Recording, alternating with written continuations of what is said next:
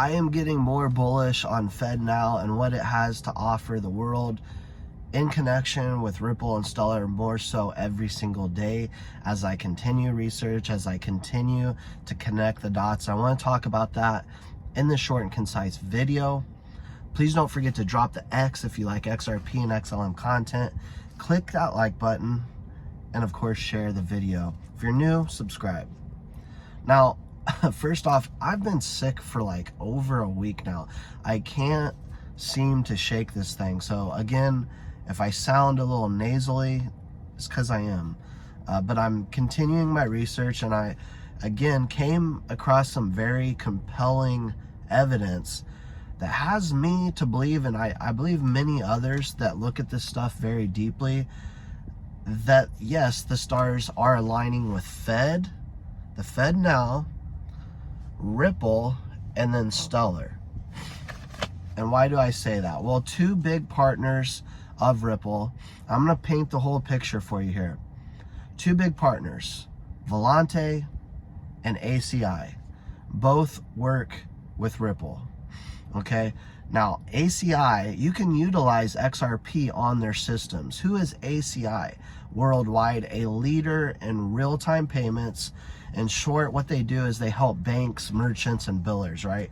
But we're talking about every single industry. And so when we talk about how blockchain tech and distributed ledger technology will really reshape the world, we're talking about every single industry.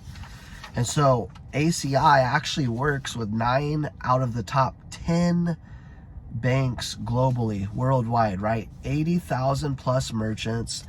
And they do about 225 billion consumer transactions each year. They work with Fednow, Volante. We've covered that in great detail. I think a lot of people out there understand what Volante does and their connection with XRP and Ripple, but I think a lot of people are missing the whole ACI connection.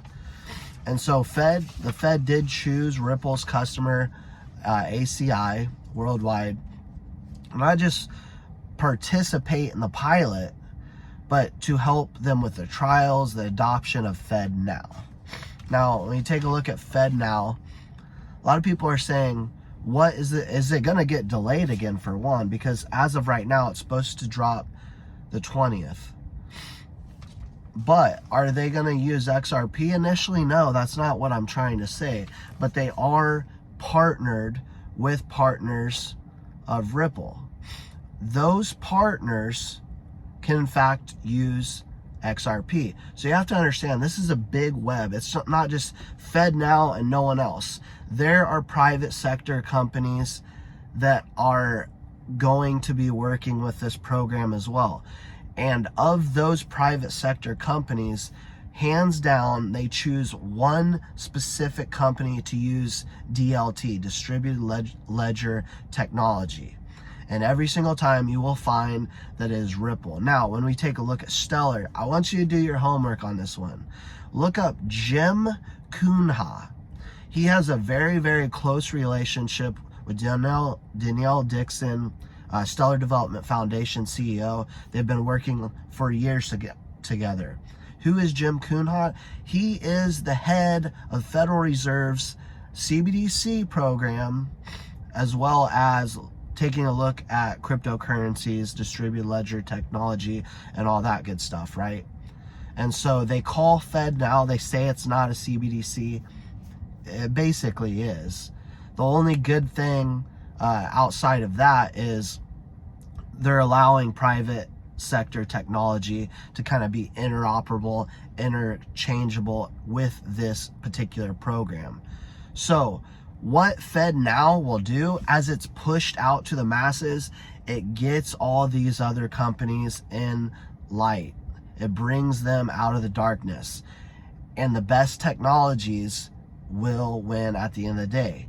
We see already what's happening globally with the adoption of Ripple and XRP's cryptocurrency primarily, and we've already seen how Stellar is working with countries all over the world and utilizing XLM, because look, whenever you're using the Stellar blockchain, you are in fact using XRP2 for placement of transactions, and of course there's that transaction fee. So again, this is what I'm seeing. Let me know if you agree, disagree on what Fednow is going to offer in terms of not just Fednow, but the private sector.